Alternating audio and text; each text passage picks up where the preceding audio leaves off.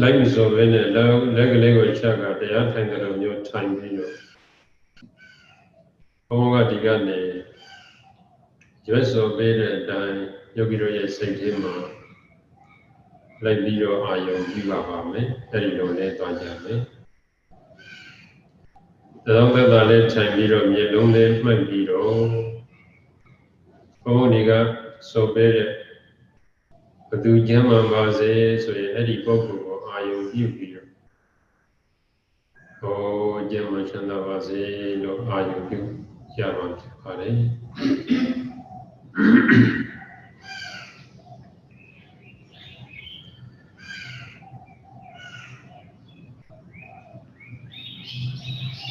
အကျဉ်နောဤခန္ဓာကိုယ်သည်မိမိရဲ့ခန္ဓာကိုယ်ကိုအာယုံပြုလိုက်ပါခေါင်းကနေရှိပြတ်သည့်အာယုံပြုလိုက်ပါအကျဉ်နောဤခန္ဓာကိုယ်သည်ကျမ်းမှန်ပါစေ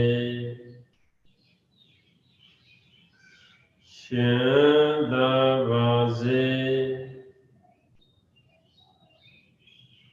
ယောဂတွေကင်းဝေးပါစေစီဝါတွေတိုးတက်ပါစေဘုံကံတွေကြီးမားပါစေသစ္စာတွေသိကြပါစေအကျဉ်နောဤခန္ဓာကိုယ်သည်ကျမ်းမှန်ပါစေရှင်သာပါစေယောဂတွေကင်းဝေးပါစေစီဝါတွေတိုးတက်ပါစေ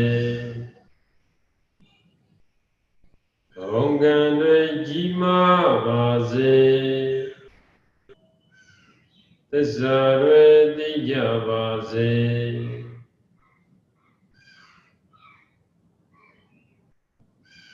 အကျဉ်နောနေထိုင်ရာအိမ်အတွင်း၌ရှိကြကုန်သောနတ်ဒေဝတို့သည်လူသားအပေါင်းတို့သည်တရိစ္ဆာန်အပေါင်းတို့သည်မိမိရဲ့နေတဲ့အိမ်ထဲမှာရှိတဲ့လူတွေနတ်တွေတရိစ္ဆာန်တွေမိမိရဲ့အိမ်တစ်ခုလုံးမှာနတ်တွေလည်းရှိနိုင်တဲ့လူတွေဆိုရင်ကိုယ့်ရဲ့မိသားစုရှိမယ်။ဩပရိစ္ဆေစတဲ့ရှင်ကောင်စတဲ့တရိစ္ဆာန်တွေလည်းရှိမှာပဲ။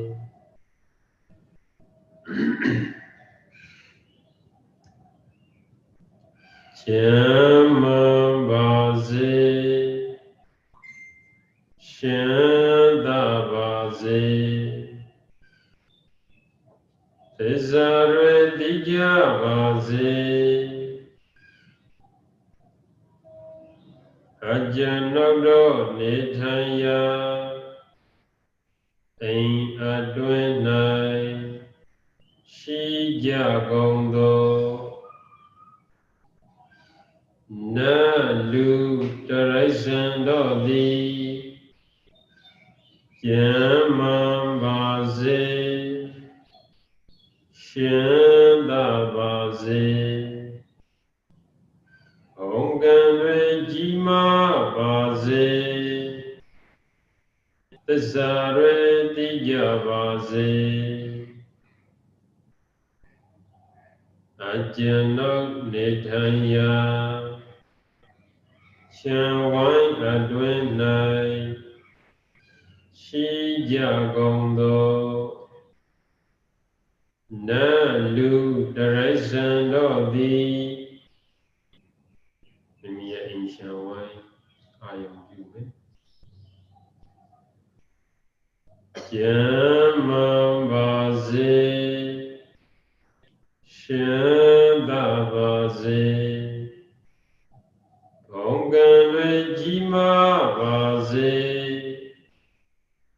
Tissa Rwe Tija Vase Ajanokdo Nethanya Lan Adwin Nai Shija Gondo Na Lu Daraisan Dodi Mimi Yarin Shega Lango Ayu Adi Lango Mi Viro Nijare Luye Shi Indi Yong Yaso Shi Adi Ine Lande Aboma Shijare Nande Vare Shime Dudare Myai Daraisan Myai Jamam Baze Shanda Baze Ongale Jima Baze Tesare Tija Baze Ajanaudo Nethanya Yagwe Adwenai Shija Gondo Nalu Daraisan Dodi Mimi Sajema Polisan de Yagwe the Kulungo Ayum Ari Yagwe Dema Shija de Nadwe Ludare Miai Daraisan Miai Rogalere Ayum You Be Jama Baze Shanda Baze Ongale Jima Baze Tesare Tija Baze Ajanaudo Nethanya Myo Adwenai Shija Gondo Nalu Daraisan Dodi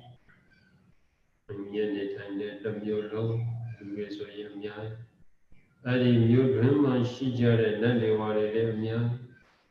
Daraisan Sore Jedwa Maya Ao Shili Me Jamam Baze Shanda Baze Ongale Jima Baze Tesare Tija Baze Ajanaudo Nethanya Nangan Adwenai Shija Gondo Nalu Daraisan Dodi Oh Mimiro Nethanya the Nangan Mimiro Nethanya Nangan the Kuloma Shija Nande Ware Ludare Daraisan Yong Yaso Jama Baze Shanda Baze Ongale Jima Baze Tesare Tija Baze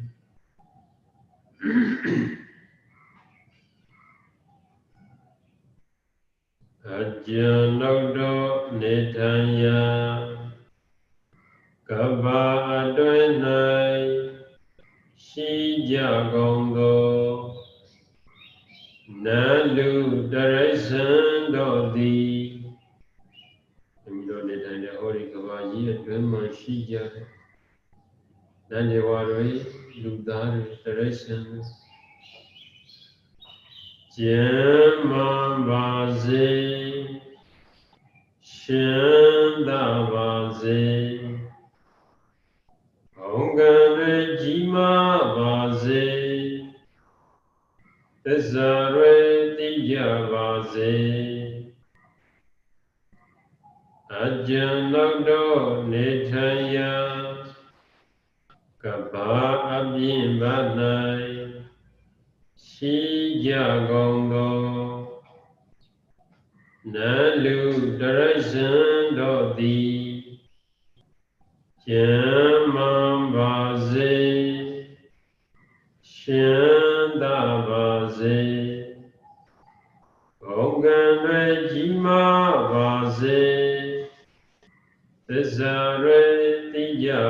စေ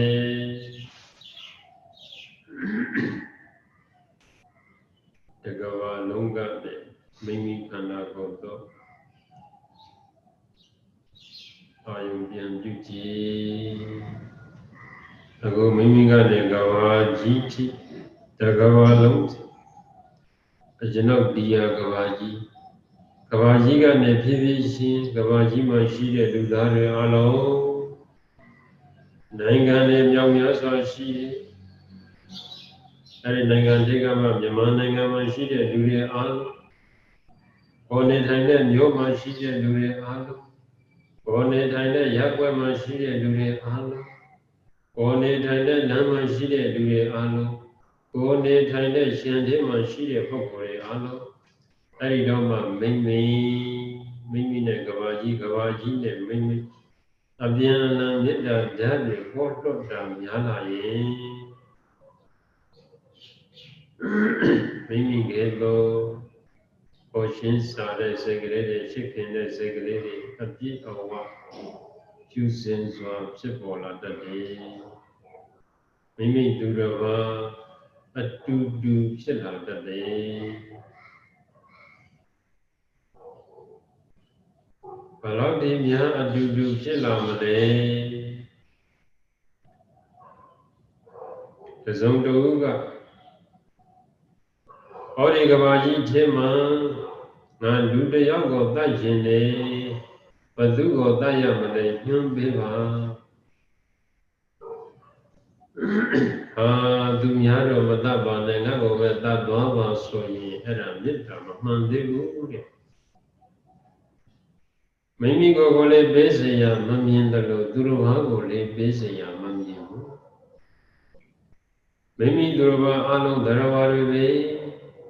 ပေးစရာမမြင်ဘူးဒီလိုဖြစ်သွားတယ်အဲ့ဒီလိုဖြစ်အောင်ကျင့်နိုင်မှာအဲ့ဒီပုဂ္ဂိုလ်ဒီမေတ္တာစံမေတ္တာကမ္မထံအောင်မြင်တယ်လို့ပြောလို့ရပါတယ်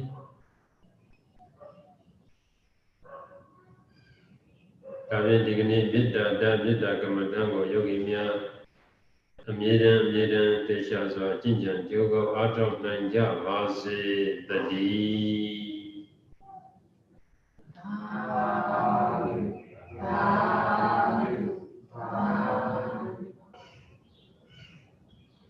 ဒါဆိုရင်ဘုံဘုံတော်တရားဓမ္မကိုစတင်ကြမယ်ဘုံဘုံတော်ဒီတစ်ပတ်မှာအရင်နှစ်ပတ်ကရှုထားတဲ့တရားဓမ္မတို့ကိုပဲပြန်နေပြီးတော့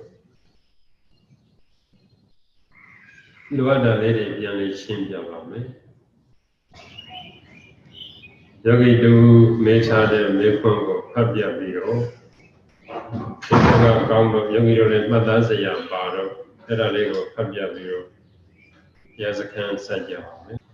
ယောဂီတူမေးထားတဲ့မေးခွန်းကအလုံးအတွက်မှတ်သားစရာတွေဖြစ်နေတယ်အဲ့ဒါလေးကိုဖတ်ပြပြီးတော့ဒီကနေ့ယောဂီတို့အားထုတ်ဖို့အနေထားကိုစပါမယ်ဒီတော့ကခန္ဓာပုဏ္ဏယပြည်နေ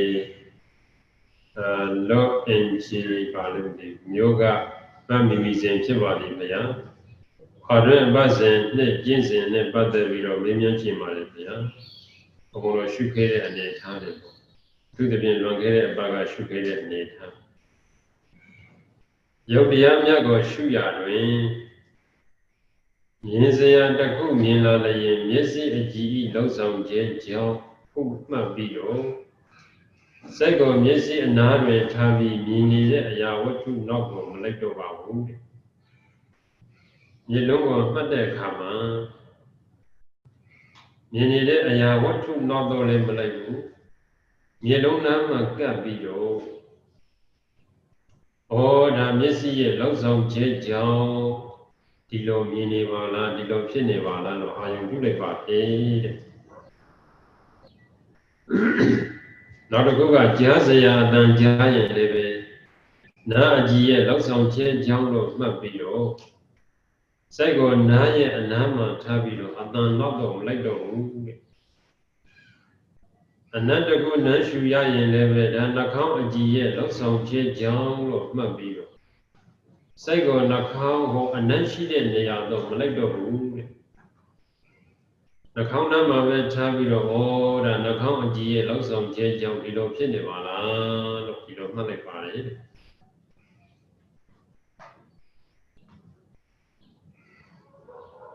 ဒီသုံးခုကတော့ဟုတ်ပြီဒါသူမှတ်တဲ့အနေထားကိုပြောတာဒါမှန်ပါလေနောက်ပြီးတော့သူ့မှာပြဿနာတစ်ခုကရှာမတတွေးတွေထွက်တယ်ပေါ့တတွေးတွေထွက်တာကိုသတိထားမိတဲ့အခါမှာအာဟာရဆိုတဲ့ဒီရှာအကြည့်အနေနဲ့မှတ်ရမလားကိုယ်အကြည့်အနေနဲ့မှတ်ရမလားရှာဆိုအတတွေးတွေထွက်တာဆိုတော့ရှုရှင်ဖန်ခါဆိုတဲ့အယတ္တရှာတဲ့မှာထင်ထင်ရှားရှားမတွေ့ရရင်တော့ကိုယ်အကြည့်အနေနဲ့မှတ်လို့ကောင်းတယ်တခုခုအယတ္တတွေ့တယ်ဆိုရင်တော့ကိုယ့်ရဲ့စိတ်ထဲမှာအယတ္တဘက်တော့ပြောင်းသွားတယ်ဆိုရင်တော့ရှာအကြည့်အနေနဲ့မှတ်လို့ကောင်းတယ်ကိုယ်အကြည့်အနေနဲ့မကောင်းဘူးပြီးတော့ဒီနားမှာဘုရားမှာဆိုပါဆိုတကယ်ဖြစ်နေတာကကိုယ်အကြည့်အဲ့ဒါကိုယောဂီတို့ကရှာအကြည့်ပဲရှာအကြည့်ပဲလို့မှတ်လိုက်ရင်တရားမရတော့ဘူးလားတကယ်တော့ရပါတယ်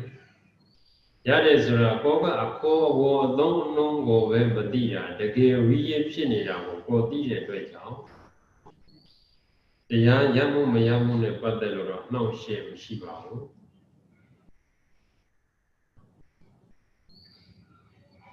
ဒါကြောင့်ယောဂီတို့နေရာဌာနအမည်စကလုံးတတ်တာလွေးမှားခြင်းကြောင့်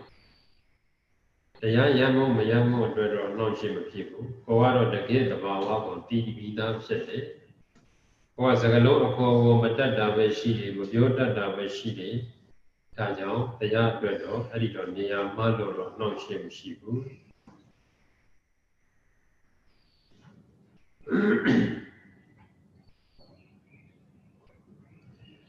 တော့အဓိကမေခွန်းတစ်ခုကတရားထိုင်နေစဉ်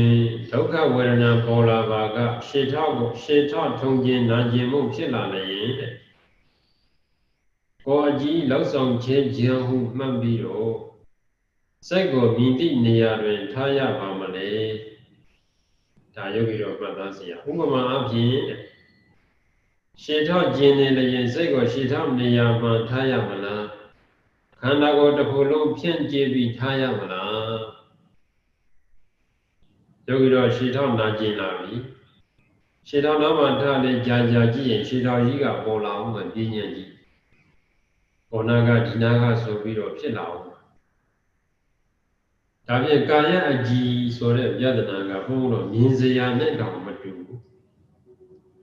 မြင်တဲ့အခါမှာကိုယ့်ရဲ့မြင်စရာအာယုံကအဝေးကြီးဆိုတော့မြင်လုံးလည်းမှာကတ်ထားရင်သူ့တွေကကိစ္စကအဆင်ပြေတယ်အတန်ဆိုရင်လည်းပဲအတန်ကအဝေးကြီးကလာတယ်နရွယ်နာကတ်ထားရင်ပြဿနာသိပ်မရှိဘူးကာယအကြည်ကြတော့ဓာတ်လေးပါးနဲ့ကာယအကြည်နဲ့ရိုးနေကြတာဘေကိုကတ်ကဒီနာပဲကတ်ရတာဖြစ်တဲ့အတွက်ကြောင့်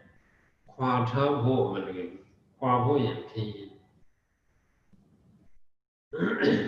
တန်ဖရာရေထဲမှာတန်ဖရာရေညှစ်ထားတယ်လို့ပေါ့တန်ဖရာရေပဲတောက်ပါရေကိုမတောက်ပါနဲ့လို့ပြောလို့မရတော့ရေကိုပဲတောက်ပါတန်ဖရာရေကိုမတောက်ပါနဲ့လို့ပြောလို့မရရိုးထားတာဆိုတော့ဒါပြန်ဒီနောက်မှာဒီပြဿနာကိုဘယ်လိုကင်တွင်မလဲရှေ့ထောက်ကနာကျင်လာတယ်နာကျင်လာတာကိုဟိုရှေ့ထောက်ကဘဲတော့တခုလေးကြည့်နေပြန်ရင်လည်းပဲရှေ့ထောက်ကြီးဆိုတဲ့ပြင်းညင်ကြီးပေါ်ပြီးတော့အဲ့ဒီမှာကိုယ့်အတွက်ပြဿနာတက်တာတယ်ဒါဖြင့်အခုသူ့မေခွန်းထင်မှာပဲအဖြေကပါပါတယ်စိတ်ကိုရှေ့ထောက်နေရာမှာပဲထားရမလားခန္ဓာကိုယ်တစ်ခုလုံးမှာဖြန့်ကျက်ထားရမလားကောင်းတာကခန္ဓာကိုယ်တစ်ခုလုံးကိုဖြန့်တယ်ဒါဖြင့်ဘယ်လိုဖြန့်မလဲရှေ့ထောက်ကကျင်လာတယ်ဟောဒါပထဝီကနှိမ့်စေလို့ကာယအကြည်ကပေါ်ပြနေပြီနားမှာဆိုရင်အတန်ကပေါ်ပေါက်ပြန်လို့နားအကြည်ကပေါ်ပြလာပြီဒါမျိုး အခုလည်းပဲဓာတ်လေးပါးကဖောက်ပြန်လို့ကာယအကြည်ကပေါ်ပြလာပြီဒါဆိုရင်ရှေ့ထောက်ကဖြစ်နေတာကတော့ရှေ့ထောက်ပထမရှေ့ထောက်ကိုအဲ့လိုအာရုံပြုပြီးတော့မှတ်တယ်။ဩကာဓာတ်လေးပါးကဖောက်ပြန်လို့ကာယအကြည်ကပေါ်ပြနေတယ်။ဒါပြင်အဲ့ဒီလိုဓာတ်လေးပါးမျိုးအဲ့ဒီလိုကာယအကြည်မျိုးခန္ဓာကိုယ်တစ်ခုလုံးမှာရှိနေတယ်လို့တစ်ခုလုံးကိုဖြန့်ပြီးတော့အာရုံပြုအဲ့ဒီလိုအာရုံပြုလိုက်ရင်ဘာဖြစ်သလဲဆိုတော့ဝေဒနာပြောရရင်ဝေဒနာတက်တာသွားတယ်ဝေဒနာဖြစ်ပေါ်နေတဲ့ဝေဒနာအနေအချင်းတော့ညော့သွားခန္ဓာကိုယ်တစ်ခုလုံးမှာဒီလိုဓာတ်လေးပါးမျိုးဟာခန္ဓာကိုယ်တစ်ခုလုံးမှာရှိတယ်ဒီလိုကာယအကြည်မျိုးဒီခန္ဓာကိုယ်တစ်ခုလုံးမှာရှိတယ်ဒါတွေနဲ့တိဆောက်ဖွဲ့စည်းထားပါရောလားလို့ခန္ဓာကိုယ်တစ်ခုလုံးကိုကြည့်ပြီးတော့ငါမဟုတ်ပုဂ္ဂိုလ်တ attva မဟုတ်ဒါတွေနဲ့တိဆောက်ထားလို့ဒါတွေထွက်ပေါ်နေပါရောလားလို့ရှေ့တော့ကစပ်ပြီးတော့ခန္ဓာကိုယ်တစ်ခုလုံးကိုဖြန့်ကြည့်ပြီးတော့ကြည့်လိုက်တာကအကောင်းဆုံးပါပဲ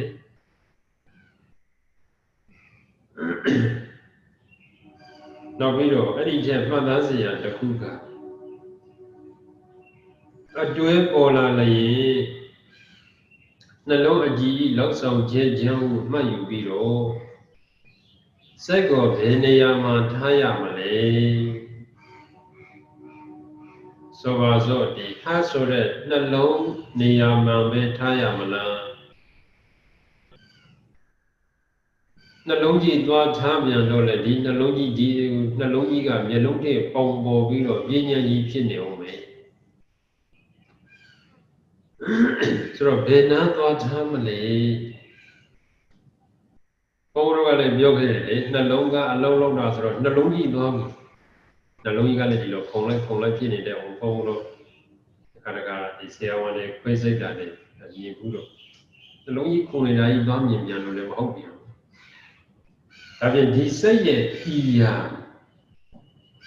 ဘုရားဟောဒီဘက်ကလည်းနင်းပါးပါးတော့ပြောခဲ့တယ်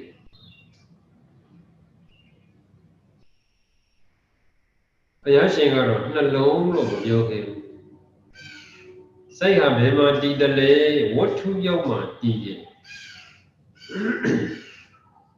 ဘုရားကနှလုံးလို့မပြောခဲ့ဘူး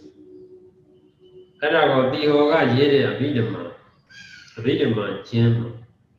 တီဟောကရေးတဲ့အဘိဓမ္မာကျမ်းဆိုတာအခုလက်ရှိလူတွေသင်နေကြတဲ့အဘိဓမ္မာပဲအဲ့ဒီအဘိဓမ္မာကဘုရားတည်းဟောခဲ့တဲ့အဘိဓမ္မာမဟုတ်ဘူးတီဟောကျောင်းကပညာရှင်အရိယာဖြစ်မှာပေါ့အရိယာမထေရတပါးအရှင်အနုရုဒ္ဓရာမထေရရေးခဲ့တဲ့အဘိဓမ္မာကိုယောဂီတို့သင်နေကြစိုက်ပိုင်းစေရတိုက်ပိုင်းပကိန်းပိုင်းဝီတီပိုင်းဝီတီမောင်ပိုင်းရောက်ပိုင်းသဘောစီပိုင်းပြည့်စည်ပိုင်းကမ္မထံပိုင်းဆိုပြီးတော့အဲ့ဒါကတီဟောကျောင်းကရေးတဲ့အဘိဓမ္မာဘုရားဟောတဲ့ဘုရားတည့်ရဟောတဲ့အဘိဓမ္မာမဟုတ်ဘူးဆိုတော့အဲ့ဒီအဘိဓမ္မာထဲမှာနှလုံးကိုအဓိကရည်ညွှန်းပြီးတော့ပြောထားတယ်ဟာတယဝတ္ထုဘုရားကတော့ဝတ္ထုလို့ပဲပြောတယ်ဝတ္ထုဆိုတာဘာမှမသိဝတ္ထုပဲဝတ္ထုဆိုတာပိုက်ဆံပြောတာတော့မဟုတ်ဘူးဘုန်းကြီးတွေကဝတ္ထုပိုက်ဆံလို့ဝတ္ထုဆိုတာတီယာပေါ့ဝတ္ထုဆိုတာတီယာဝတ္ထုဒါပြင်အဲ့ဒါကိုအရှင်နုရုဒ္ဓမထေရကနှလုံးကိုရည်ညွှန်းပြောတယ်ဒါပြင်ဘာကြောင့်နှလုံးကိုရည်ညွှန်းပြောဆိုတာလဲအဲ့ဒါကိုဝိသုဒ္ဓိမမှာနည်းနည်းအခြေဖွင့်ထားတယ်အဲ့ဒီဝိသုဒ္ဓိမရဲ့အခြေဖွင့်ဆိုချက်ဒီအဲ့ဒီအနုရုဒ္ဓမထေရရေးတဲ့စာကိုပဲမှီပြီးတော့ဖွင့်ဆိုတာလားဓမ္မမှာဝိသုဒ္ဓိမကရေးထားတဲ့စာကိုပဲအရှင်နုရုဒ္ဓမထေရကဖွင့်ဆိုတာလားဘာလို့လဲဆိုတော့သူတို့ကတစ်မျိုးတည်းနေပြီးစာရေးကြတာကိုတီဟောကျွန်းဆိုတဲ့သီလင်္ကာနိုင်ငံတနိုင်ငံလေးမှာနေပြီးတော့ဝိသုဒ္ဓိမကိုလည်းအရှင်ဗုဒ္ဓဂေါသကရေးတယ်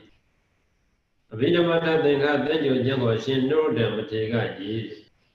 စာရေးဆရာတွေဆိုတော့အယူဆတွေဟာအရှင်ချင်းဆရာတစ်ပြေးလေးဖြစ်ကောင်းဖြစ်နိုင်တယ်အတိမိတ်ဆွေတွေလည်းဖြစ်ကောင်းဖြစ်နိုင်တယ်ဒါကြောင့်သူတို့နှစ်ဦးရဲ့အယူဆဟာတူနေတယ် ဝိသုဒ္ဓိမမှာအကျေကလေးနည်းနည်းပွင့်ထားတယ်ဘာတွေပြောထားလဲဆိုတော့ဒီနှလုံးရဲ့ဝတ္ထုဆိုတာအဓိကသွေးတွေပြောတယ်ဒါပြင်သွေးတော်ရဲ့အဓိကအရှေခံသည်အဆောက်ပဲနှလုံးကပဲအဓိကဒီသွေးတွေကိုလေပတ်ဖို့အတွက်လေသွင်းနေတယ်ပေါ့အားဖြစ်နေတယ်ဒီလိုညှစ်လိုက်ပြန်ပွားလိုက်ညှစ်လိုက်ပြန်ပွားလိုက်ဒီလိုလုပ်နေအဲ့တော့လုံးတော့မှာခန္ဓာကိုယ်တစ်ခုလုံးမှာသွေးတွေကပြင်းတော့အလုံးလုပ်တယ်အဲ့ဒီနှလုံးမပုံတော့ဘူးဆိုရင်သွေးတွေအလုံးမလုံးတော့အဲ့ဒါကိုကြည့်ပြီးတော့ဒါဆိုရင်နှလုံးဒီသွေးရတာဗဒာနနေရာပဲဆိုတော့အဲ့ဒါလေးတော့နှလုံးရဲ့ဗဒာနနေရာ sorry သွေးရဲ့ဗဒာနနေရာအရှေခံသည်နှလုံးပဲဆိုပြီးတော့နှလုံးကိုသွားယူလိုက်အဓိကတော့လူတွေနားလည်အောင်သူကဒါကြောင့်ဟာတယဝတ္ထုနှလုံးရဲ့နှလုံးဆိုပြီးတော့အဲ့ဒါကိုတော့ဖွင့်တယ်ဒါပြင်အဲ့ဒီစာအုပ်နှောင်းနဲ့အယူဆမတူတဲ့အဲ့ဒီတိဟောကပဲတဘာကထရေးတယ်နှလုံးလေးမဟုတ်ဘူးတဲ့ယတနာမဟာတိကဆိုတဲ့ဒီမဟာတိကမှာအဲ့ဒါဒီနှလုံးလေးမဟုတ်ပါဘူးသူကမကြိတ်လို့ပြင်ရေးတယ်အဲ့ဒီတစ်မျိုးလေးမှပဲ၃ပါးပြဿနာဖြစ်ပြဿနာတော့မဟုတ်ဘူးပေါ့လူနဲ့တူအယူဝါဒမတူပုံလေးနှလုံးလေးမဟုတ်ဘူးဒါဒီဘယ်မှာတည်တယ်လဲဆိုရင်ခန္ဓာကိုယ်တစ်ခုလုံးမှာပြန့်နှံ့နေတယ်သွေးဆိုတာခန္ဓာကိုယ်တစ်ခုလုံးမှာရှိတဲ့အတွက်ကြောင့်ဘယ်နေရာရင်လို့ပြောလို့မရဘူးနှလုံးဆိုတာလေအသွင်းအထောက်လုပ်ပေးယုံပဲရှိတာသူ့မှာအဲ့လောက်ထိ quality မရှိဘူးပေါ့သဘောကဆိုတော့အဲ့ဒီဘောကတော့နှလုံးလေးမဟုတ်ဘူးခန္ဓာကိုယ်တစ်ခုလုံးမှာသွေးတွေလေတွေရှိတဲ့နေရာအလုံးဒီဝတ္ထုရောက်ပဲအဲ့ဒါစိတ်ရဲ့တရားပဲမျက်လုံးဆိုရင်မျက်လုံးကိုအခြေခံပြီးတော့မျက်လုံးသားမှာစိတ်ရဲ့တရားဖြစ်မယ်အတွေးကလေးဆိုရင်တော့ဥနှောကိုအခြေခံပြီးတော့ဥနှောသားမှာစိတ်ရဲ့တရားဖြစ်မယ်ဆိုတဲ့သဘောမျိုးဆိုတော့ဒီနှလုံးနဲ့ပတ်သက်လို့ဘုရားစိတ်တရားစိတ်တရားနဲ့ပတ်သက်လို့အလုံးပေါင်းရင်အယူဆတည်နှစ်မျိုးဖြစ်တာနှလုံးကိုယူတဲ့အယူဆတစ်မျိုးခန္ဓာကိုယ်ကိုယူတဲ့အယူဆတစ်မျိုးဒါရှစ်ခေတ်ကဒါအရိယာမထေရကြီးတွေပေါ့အရိယာမထေရကြီးတွေယူတဲ့အယူဆနှစ်မျိုးဘုရားကတော့ဝတ္ထုလို့ပဲပြောခဲ့တဲ့နေရာကိုတိတိကျကျမညွှန်းခဲ့ဘုရားကလည်းပဲခန္ဓာကိုယ်တစ်ခုလုံးမှာဖြစ်ပါတယ်နှလုံးမှာဖြစ်ပါတယ်လို့နေရာမညွှန်းခဲ့ဘူးဘုရားကပဋ္ဌာန်းထဲမှာဝတ္ထုခန္ဓာဝတ္ထုသဝတ္ထုခန္ဓာနံဆိုပြီးတော့ဒီလောက်ပဲပြောခဲ့ဝတ္ထုကိုအကြောင်းပြုပြီးတော့ခန္ဓာနာခန္ဓာ၄ပါးဖြစ်မယ်နာခန္ဓာ၄ပါးအကြောင်းပြုပြီးတော့ဒီဝတ္ထုတွေအလုံးလုံးမယ်ဆိုပြီးတော့ဒီလိုပဲပြောခဲ့တယ်နေရာကိုမပြောခဲ့ဘူးနေရာနဲ့ပတ်သက်လို့ဒီကိုညွှန်းကအဖွဲနှစ်ဖွဲပေါ်အယူဆနှစ်မျိုးထွက်ပေါ်လာတယ်တစ်မျိုးကနှလုံးတစ်မျိုးကခန္ဓာကိုယ်တစ်ခုလုံးဒါဖြင့်ဘုန်းတော်ကဘာကိုကြိတ်တယ်လဲဆိုတော့ဘုန်းတော်မွေးကလေးကသင်လာတာတော့အဲ့ဒီနှလုံးဆိုတာကြီးကိုပဲဘုန်းတော်မွေးကလေးကသင်လာရခန္ဓာကိုယ်တစ်ခုလုံးမှာရှိပါတယ်ဆိုတဲ့ဇာတ်ကြတော့ဘုန်းတော်မသင်ရအဲ့ဒါကြတော့ဟောအပေါ်ပိုင်းတွေရောက်မှအတန်းကြီးတွေရောက်တော့မှပဲဒါတော့မှချစ်ဝင်အဲ့ဒီစာအုပ်ကမသိရဘူးပြဋ္ဌာန်းစာအုပ်ထဲမှာမပါဘူးပေါ့ဒါပေမဲ့ဒီကနေ့ခေတ်အနေနဲ့ပြန်ကြည့်ရင်နှလုံးအစားထိုးတာတော့ဘာလို့ဒါတွေလောက်လာကြတယ်ဒီလူကစိတ်ကပြောင်းသွားတာမဟုတ်ဘူးဒါကိုကြည့်ချင်းဖြင့်ခန္ဓာကိုယ်တစ်ခုလုံးမှာတည်ရဲဆိုတဲ့အယူဆပေါ်ပြီးတော့မှန်ကန်တယ်လို့ဖြစ်နေတယ်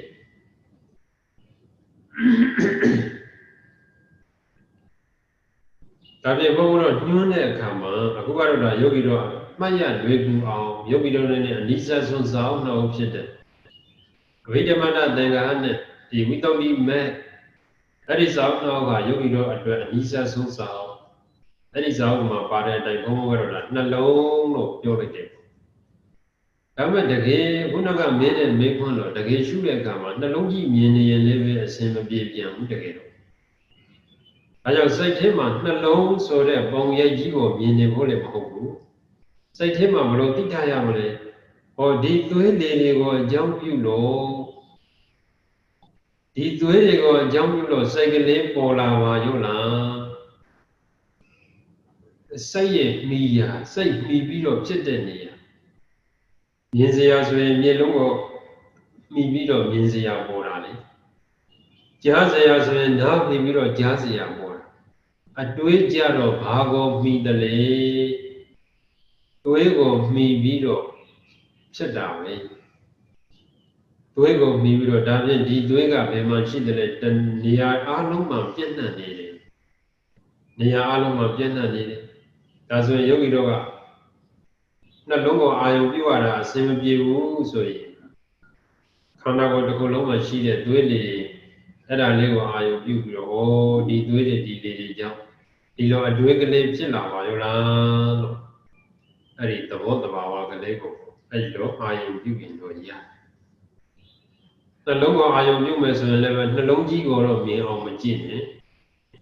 နှလုံးရဲ့အထက်မှာရှိတဲ့လက်တဆွန်းဇာလောက်ရှိတဲ့သွေးအိုင်ကလေးဝိသုဒ္ဓိမမှာဖွင့်ပြထားတယ်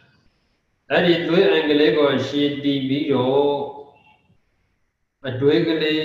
စိတ်ရဲ့မိယာဖြစ်ပြီးတော့ဒါအတွေးတွေဖြစ်ပေါ်လာတယ်ပေါ့ဒါဖြင့်ယောဂီတို့ကအဓိကဒီသွေးလေဆိုတဲ့ဒီအနေထားကိုပဲမြင်အောင်ကြည့်မယ်နှလုံးကိုကြည့်ရင်လည်းနှလုံးကြီးကိုမြင်အောင်မကြည့်ဘူးနှလုံးပုံသဏ္ဍာန်ကြီးကိုမြင်အောင်မကြည့်ဘူးသွေးရဲ့အရှည်တည်တဲ့နေရာကိုအကြောင်းပြုလို့ဒီအတွေးကလေးတွေဖြစ်ပါရောလားလို့အဲ့ဒီတော့အာယုံပြုပါပါမယ်ဒါဖြင့်အခုဒါဒီမေခွန်းကတော့ယောဂီတို့အတွက်ဘုန်းတော်အတွက်မှတ်သားစရာကောင်း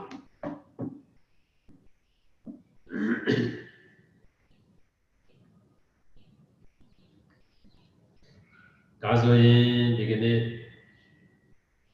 ဘုန်းတော်အရင်အပတ်တွေကရှုမှတ်ထားတဲ့အတိုင်းပြန်လည်ပြီးတော့တစ်ဆင့်ချင်းပြန်လည်ပြောပါမယ်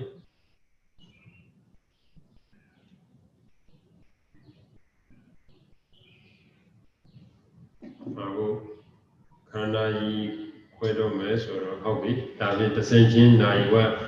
45မိနစ်လောက်တစ်ဆင့်ချင်းပြန်လည်ပြောပြပါမယ်ယောဂီများတရားထိုင်ပြီးတော့မှအာရုံပြုကြရအောင်တမလင်ခွဲတဲ့ဣရိယာပုတ်ကိုယူလိုက်ကြမယ်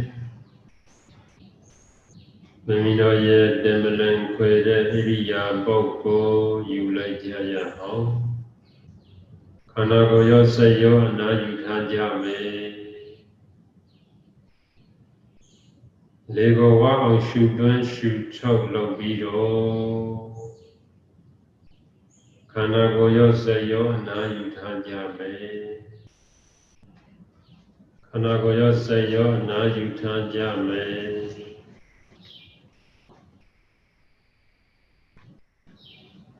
ဒါပြန်အခုထိုင်နေတဲ့ခန္ဓာကိုယ်ကြီးမိမိရဲ့ခန္ဓာကိုယ်ကြီးကိုအရင်ဆုံးအာရုံပြုကြည့်မယ်ဒီခန္ဓာကိုယ်ဒုက္ခကြီးဘာကြောင့်ဒီလိုဖြစ်နေတာပါလဲ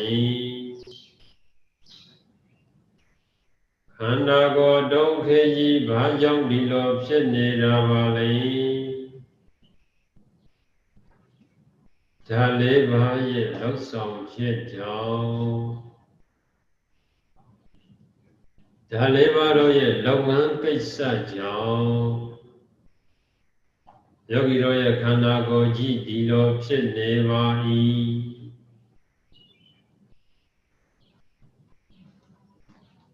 ပထဝီဆိုတဲ့မြေက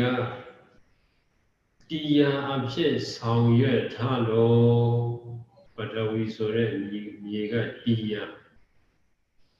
အာဘောဆိုတဲ့ရေကတိုးပွားအောင်လုပ်နေလို့နေရာကနေကြီးလာပါ၏ပွားလာပါ၏တေဇောဆိုတဲ့မိကရင်ကျစ်အောင်လုပ်ထားလို့အသားအရည်တွေကရင်ကျစ်အသားအရည်တွေကအော်မင်းလာ Why you so that Liga, surely young on Lotalo, Yogiro Kanago, Shulo Yana, Taino Yana. Azoye Bata, we are what is so why you so that. He leg on Dia, his song, you Nijano, Toba on Long Nijano, Yinji on Long Nijano. Surely young on Long Nijano, Yogiro Kanago, Yidi, Dine. တည်တတ်နေခြင်းသာဖြစ်ပါ၏ဒီခန္ဓာကိုယ်ဤသည်ယောဂီတော်မဟုတ်ယောဂီတော်ခန္ဓာကိုယ်မဟုတ်ယောဂီတော်လောက်ဆောင်နေရတာမဟုတ်ဗတ္တဝီဆိုတဲ့မြေကလောက်ဆောင်နေခြင်းသာအာဘောဆိုတဲ့ရေကလောက်ဆောင်နေခြင်းသာဒေဇောဆိုတဲ့မိကလောက်ဆောင်နေခြင်းသာဝါယောဆိုတဲ့လေကလောက်ဆောင်နေခြင်းသာဖြစ်ပါ၏အဲ့ဒါကလေးမြင်တဲ့မှမြင်အောင်တရားလေးကြည့်လိုက်ပါဦး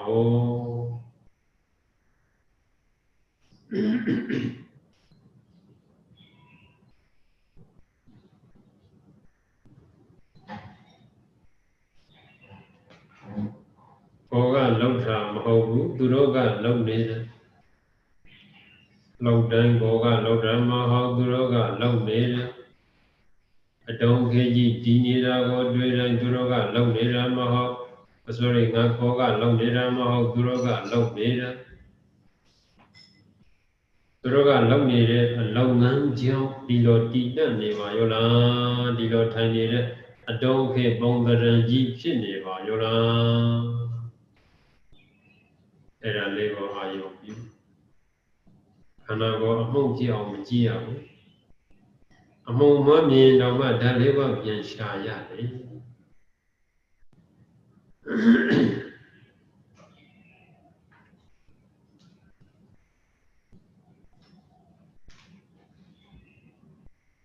ပထဝီဆိုတဲ့အကောင်ကတီယံအဖြစ်လောက်ဆောင်ထားလို့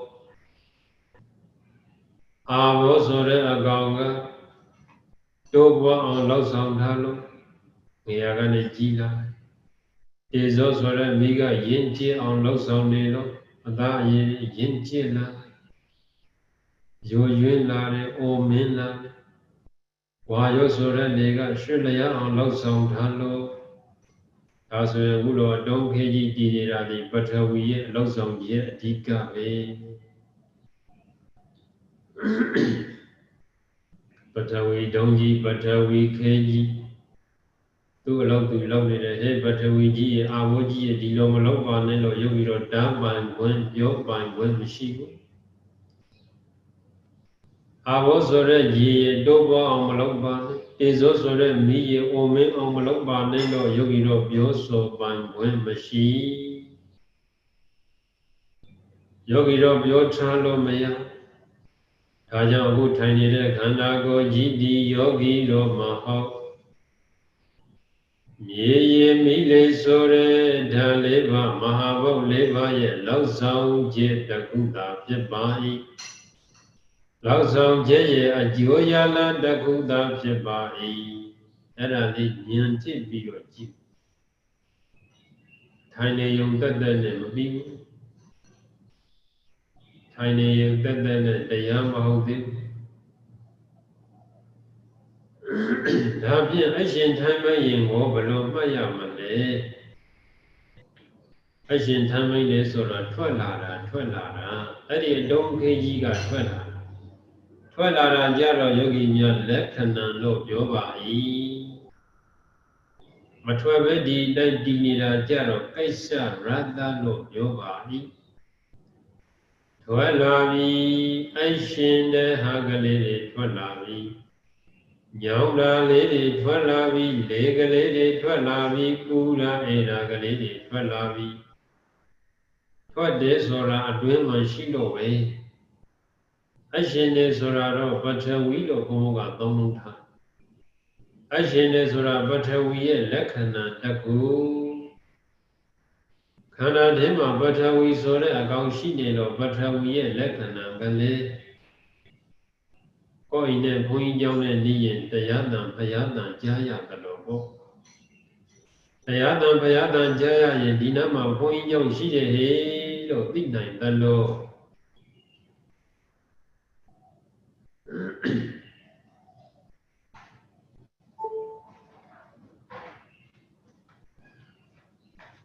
အခုလည်းပဲယောဂီတို့အရှင်နာကလေးတွေထွက်လာရင်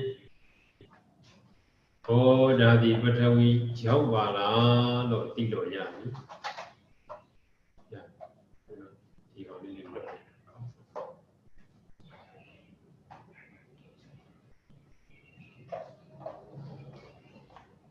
အရှင်နာကလေးကိုအကြောင်းပြုလို့ဘာကြောင့်ပါလဲလို့လက်ရှင်အရှင်ရင်းနဲ့အရှုံးမပေးအရှင်လေးတရားရအရှင်လေးတရားရလေတရားတက်လေ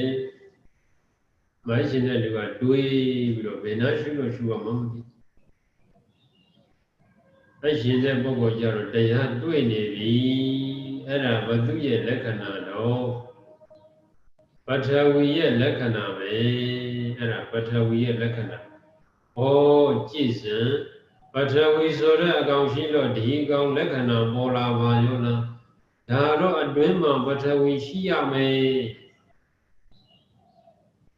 မြေကြီးအခေါင်းကလေးကကျွဲပေါက်လေးတွေထွက်လာမှတော့အတွင်းမှာကျွဲရှိကိုရှိရမယ်ကျွဲမှကြီးရှိကိုရှိရမယ်ဆိုပြီးလက်ရှာသလို့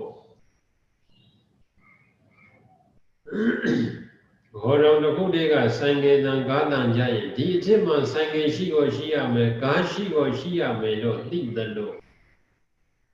အခုလည်းပဲယောဂီတို့စင်များအရှင်နာကလေးထွက်လာပြီဒါပထဝီရှိကိုရှိရမယ်ညင်းလို့မရတော့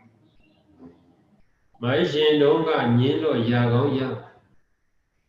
မနာကျင်ခင်တုံးကညင်းလို့ရာကောင်းရမယ်အခုတော့မရတော့ဘူးတွေ့ပြီဟေဩလက်စသတ်တော့ကြည်စံပထဝီအာဘောတေဇောဝါယောဆိုတဲ့ဒီလေးကောင်ရဲ့လက္ခဏာတွေပေါ်ထွက်နေကြပါရောလားဝင်လေထွက်လေကိုသတိကပ်နေတဲ့ယောဂီကလည်းပဲလေထွက်လာတဲ့လက္ခဏာဘသူကြောင့်ပါလဲဝါယောဆိုတဲ့ဓာတ်တစ်ပါးကြောင့်ဝါယောဆိုတဲ့မဟာဘုတ်တစ်ပါးကြောင့်လေကလေးတွေထွက်လာပြီဝါယောဆိုတဲ့ဓာတ်တစ်ပါးကလည်းတဦးလေးမနေနိုင်ဘူးပထဝီဆိုတဲ့မြေအာဘောဆိုတဲ့ရေတေဇောဆိုတဲ့မိကိုမှီပြီးတော့နေရတာဒါကြောင့်တစ်ပါးကြည့်ရင်အကုန်သိဧကံခန္ဓာပရိစ္ဆတဧကံမဟာဘူတံပရိစ္ဆတယောမဟာဘူတတယောမဟာဘူရေပရိစ္ဆဧကံဧကောမဟာဘူဧကံမဟာဘူတံဒွေမဟာဘူတေပရိစ္ဆဒွေမဟာဘူတာတဲ့ဘုရားရှင်ကမထမ်းလေကိုအကြောင်းပြုလို့ဉာဏ်တဲ့၃ပါးကိုသိပါဉာဏ်တဲ့၃ပါးကိုအကြောင်းပြုလို့ဉာဏ်တဲ့တစ်ပါးကိုသိပါနှစ်ပါးပေါ်လာရင်အဲ့ဒီနှစ်ပါးကိုအကြောင်းပြုလို့ဉာဏ်တဲ့နှစ်ပါးရှိသေးတယ်ဆိုတာနဲ့သိပါတဲ့ဒါဖြင့်ယောဂီတော်ပဋ္ဌာန်းနည်းနဲ့လေကိုသိတဲ့ပုဂ္ဂိုလ်ကဩဒါလေရှိလို့လေလက္ခဏာတွေထွက်နေပါ၏အဲ့ဒီလေဒီဘသူကြောင့်ဖြစ်တာပါလဲလေကိုသွားအကြောင်းပြီးတော့လေတယောက်လေးမဟုတ်ပြန်ဘူးပထဝီလေးတွေ့တယ်အာဘောလေးတွေ့တယ်ဧဇောကိုလေးတွေ့မယ်ဒါဖြင့်ယောဂီတော်အခုခန္ဓာတွေမှာဘာတွေဖြစ်နေတယ်လဲကြည့်လိုက်ပါလက္ခဏာအဖြစ်တစ်ခုခုပေါ်နေလိမ့်မယ်ဓမ္မမောသူတို့ရဲ့လုပ်ငန်းတာဝန်ကိုကြည့်မယ်ဆိုရင်လေရ၏လုပ်ငန်းတာဝန်ကြောင့်ဒီလိုအတုံးခေကြီးတည်နေတယ်လုပ်ငန်းတာဝန်ကြောင့်အတုံးခေကြီးတည်နေတယ်အဲ့ဒီဓာတ်လေးပါးရဲ့လက္ခဏာကလေးကတော့ပေါ်ပြနေမှာပေါ့အသက်ရှူတာတော့ညောင်းတာတော့ပူတာတော့အေးတာတော့ဒါသူတို့ရဲ့လက္ခဏာကလေးအစအနံကလေးတွေ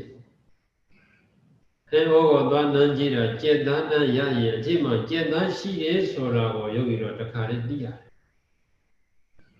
ကျန်တဲ့အတိအရွယ်တွေနဲ့အနံ့ရရင်လည်းပဲဒါအတိအရွယ်တွေပဲလို့ရှင်းရှင်းသိရတယ် အခုလည်းပဲယောဂီတော်စင်တို့နာကျင်လာတာတွေ့ရင်ပထဝီရှိတယ်လို့သိလိုက်ပါအသက်ရှူရာတွေတွေ့ရင်ဝါရော့ရှိတယ်လို့သိလိုက်ပါဘူရာအေရာတွေဖြစ်နေရင်ဒေဇောရှိတယ်လို့သိလိုက်ပါရွှေထွက်တာတွေရှိလာရင်အာဘောရှိတယ်လို့သိလိုက်ပါလောကဥပမာတိုင်းကလေးပဲလွယ်လွယ်လေးပဲအခုယောဂီတို့ရဲ့ခန္ဓာထဲမှာဘာဖြစ်နေတယ်ဒါပဲကြည့်လောဆယ်ခန္ဓာကိုရှုနေတာဖြစ်တဲ့အတွက်ကြောင့်စိတ်ကလေးအတွေးတွေပါနေမပါသေးဘူးအတွေးကလေးတွေဝင်လာရင်တော့ခန္ဓာထဲမှာပြန်ပြီးတော့အာယုံပြုပဲဒါဆိုရင်ယောဂီတို့ဒီခန္ဓာတုံးခင်းနဲ့ပတ်သက်လို့ယောဂီတို့နှစ်မျိုးနှစ်စားနားလည်ရမယ်ဒါလေးပါတော့ရဲ့လုပ်ငန်းတာဝန်စာလိုတော့ကိစ္စရတ္တအဲ့ဒီလိုပြောတယ်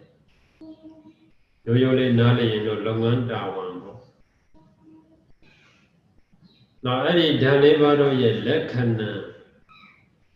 ကာယလက္ခဏာကပန်ပွန်လို့အတန်ကြတာနဲ့ကာမသိရင်လေအခုလည်းပဲယောဂီများအဲ့ဒီလိုပဲနာကျင်တာပေါ်လာရင်ပထဝီလို့သိလိုက်ပါအသက်ရှူတာတွေ့ရင်အာဘောဝါယောဆိုတဲ့လေလို့သိလိုက်ပါပူရာအေးတာတွေ့ရင်ဒေဇောဆိုတဲ့မီးလို့သိလိုက်ပါဒါလည်းရှိတော့ဒီလက္ခဏာတွေပေါ်နေတယ်ဒါပြင်ခန္ဓာကိုယ်တုံးကြီးကဘာလို့ဒီလိုတိတတ်နေတာပါလဲမြေကြီးလည်းပြီးဆိုတဲ့ပစ္စည်း၄ပါးရဲ့လောက်ဆောင်ချက်ကြောင့်နာယံလို့ပေါ့ကြာကကြာလောက်ကိုလောက်ဘီလမြေကဘီလမြေလောက်ကိုလောက်ရေကရေလောက်ကိုလောက်နာယံဆိုတာရှိနေတာဘီလမြေသက်တမ်းကုန်တဲ့နဲ့အဲ့ဒီနာယံကြီးပျော်ကြမှာအလုံးမလုံးရင်ပြည့်စည်မှာရေဆိုတဲ့အကောင်ကလည်းပဲအလုံးမလုံးရင်အဲ့ဒါနဲ့အလုံးပျော်ကြဒါပြင်ဘုံဘုံတော့တက်ကြီးတစ်ခုပြန်ပျော်ပြက်လာတဲ့အခါမှာဘသူကြောင့်လဲလူတွေကတော့ဘိလမြေတက်တန်းကုန်လို့ပြောကြတယ်ရေတက်တန်းကုန်တာကိုမဖြစ်နိုင်ဘူးလား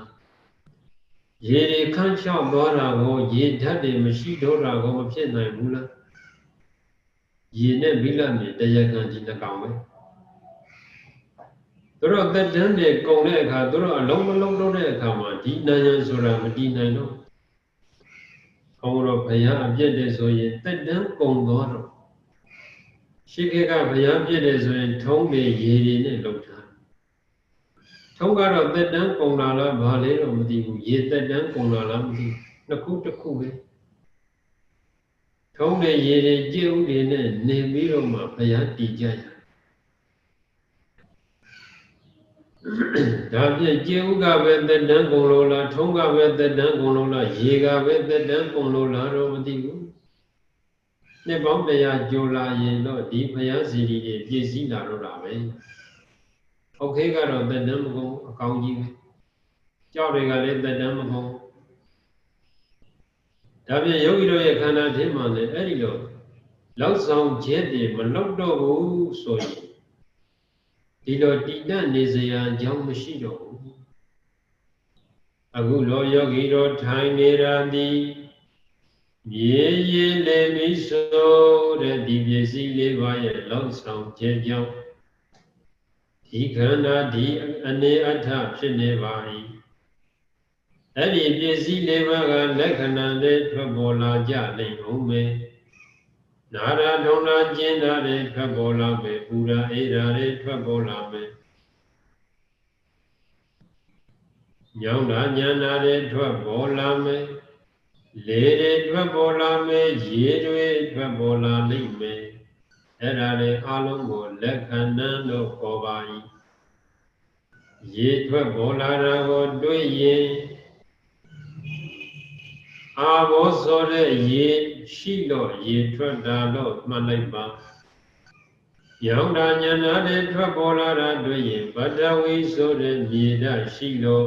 ဒါကလေးတွေထွက်ပေါ်လာတယ်လို့သိလိုက်ပါခန္ဓာထဲမှာဉာဏ်ကလေးနဲ့နားလေကြည့်နားလေကြည့် မြေလုံးမှတ်ယုံတက်တက်မဟုတ်ဘူးတင်မလင်ခွေယုံတက်တက်မဟုတ်ဘူး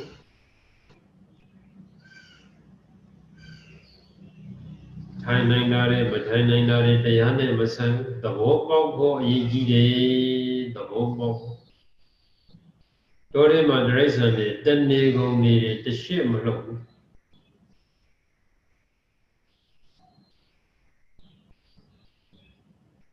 တို့ထဲမှာတိရစ္ဆာန်တွေဒီတိုင်းတည်နေတာယောဂီတို့တဲ့တည်နိုင်တယ်တခါတခါတို့ထဲမှာဆင်ရိုင်းတွေဟာဘုံဘုံတို့နဲ့တွေ့ရင်သူကဒီတိုင်းတည်နေတာမလှုပ်တော့လှုပ်တာကဘောကသာသုံးပြေးတာဟောကောကတည်နေဘောကသာလည်းမလှုပ်တော့မျက်တော်မခတ်တော့ပထမတော့ဝါပင်ချမ်းမှာဝါးတွေချိုးစားဘောအတန်ကြားတွေတော့ကြည့်လိုက်တော့တိုးစင်ဖြစ်တိုးစင်ကလည်းကိုယ့်အကြောင်းမှစိုးလို့လားမသိဘူးသူ့မြင်ပြီးတော့ဒီဘုန်းကြီးတော့ပြေးတော့မှပဲဆိုတာသိလို့ထင်တယ်ဘာမှမလုပ်တော့တည်နေတယ်ဘာလဲတည်နေတော့မင်းမေးကြီးဘာပါလဲမသိလေချင်းအနာသွားကြည့်တော့မှဆင်ဖြစ်အဲဒီတော့မှသုံးနဲ့ငါဆင်တွေ့လို့ကတော့ရည်တော့မှပဲသုံးနဲ့အိန္ဒိယပြေးရဒါဖြင့်တခါဒီကောင်းလေးအကြာကြီးတည်နိုင်တယ်ဆင်လို့မဟုတ်ဘူးကြံတဲ့တရားဝါတွေလည်းပဲရေလုံးလေးမှိတ်ပြီးတော့မလှုပ်တော့ဒါဖြင့်မလှုပ်တိုင်းလည်းတရားရတာမဟုတ်ဘူးဆိုလို့ကျင်တာကဉာဏ်နဲ့အလုံးလုံးတာပေါ့ဉာဏ်နဲ့အလုံးလုံးတာပေါ့ကြားတယ်တမန်တယ်နေမကောင်းရေကိုအဝတ်တောက်ပြီးတော့ဒီအတိုင်းကလေးထိုင်နေတာမျက်လုံးလေးမှိတ်ပြီးတင်းနဲ့တရှက်မလှုပ်ဘူး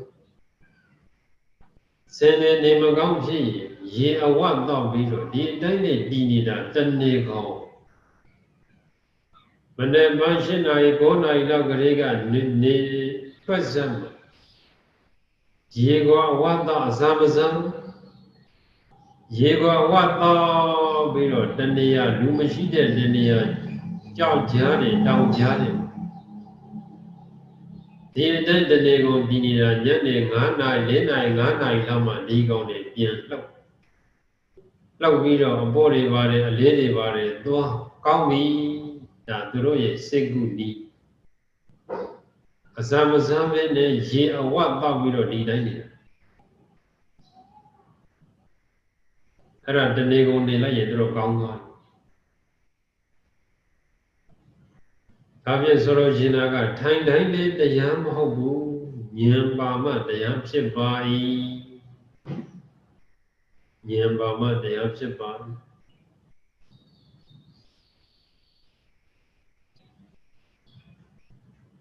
ဒါဖြင့်အခုဘာလုပ်မလဲဒါကိုမေးရမှာတပည့်တော်မှဘာလုပ်ရမလဲဖယား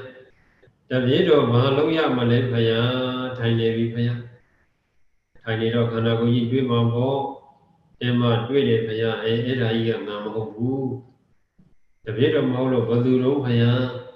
အဲ့ဒါပထဝီအာဘောတေဇောဝါယောဗမာလိုပြောရင်မြေရေမိလေအဲ့ဒီ၄ကောင်ရဲ့လောက်ဆောင်ခြင်းကြောင့်တည်နေတာပေါ်ရိဇံဘောနံယံလိုပဲကြောက်သေးဗိလမြေရေတွေအလုံးလုံးတွေလို့နံယံဆိုတာဖြစ်တာအဲ့ဒီကောင်တွေအလုံးမလုံးတဲ့နဲ့နံယံပြည့်ကြတဲ့နေ့ပြိုကျတဲ့နေ့ပဲအခုလည်းပဲအဲ့ဒီဓာတ်၄ပါးအလုံးလုံးနေလို့လောက်ဆောင်ခြင်းကြောင့်ဩဒီခန္ဓာကိုယ်ကြီးဒီလိုတည်တတ်နေပါရောလားလို့ယောဂီများနှလုံးသွင်းပါဒါဖြင့်ပူဓာတွေထွက်လာတဲ့အခါမှာနှာခေါင်းကလေတွေကိုသတိထားလာတဲ့အခါမှာရွှေတွေထွက်လာတဲ့အခါမှာညောင်းလာတဲ့ထွက်လာတဲ့အခါမှာအဲ့ဒါကြတော့အဲ့ဒီဓာတ်၄ပါးရဲ့လက္ခဏာလို့ခေါ်တယ်ဓာတ်၄ပါးရှိလို့အဲ့ဒီကောင်တွေကတိုက်ကလေးမနေတတ်လို့အတန်တွေထွက်လာတာညောင်းတာတွေတွေ့လာရင်ကျင်းတာတွေတွေ့လာရင်ပထဝီကြောင့်တော့သိလိုက်ပါရွှေတွေထွက်လာရင်အာဘောကြောင့်တော့သိလိုက်ပါ ခေါင်းကလေထွက်တယ်ဘိုက်ကဖောင်းပင်ဖြစ်တာတွေ့လာရင်ဝါရိုးဆိုတဲ့လေချောင်းတော့တိလိုက်ပါပူရာအေးတာထွက်လာရင်တေဆိုးဆိုတဲ့အကောင်ချောင်းတော့တိလိုက်ပါဩဒီကောင်ရှိတော့ဓာတွေထွက်တယ်ဒါဖြင့်ဒီအကောင်နဲ့ဒီလိုတည်မြဲသမျှကာလပါလုံးဓာကြီးတွေထွက်နေမှာပဲအဲ့ဒါကြောင့်ဘုန်းဘုန်းကပြောတာရန်ကုန်မှာဆိုရင်တော့ရေဝေးရောက်မှပျောက်တယ်နာနာကဒီဟာကြီးရှိတော့ဓာကြီးထွက်တာ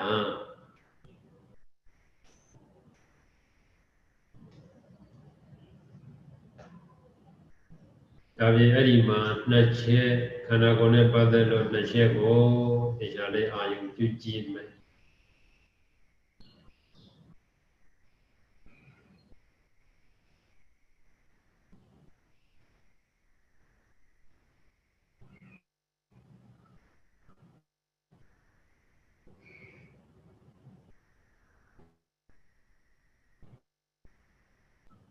ဒီခန္ဓာကိုယ်ပေါ်မှာစိတ်ကလေးကပ်ပြီးတော့တရားလေးအာယုပြုကြည့်မယ်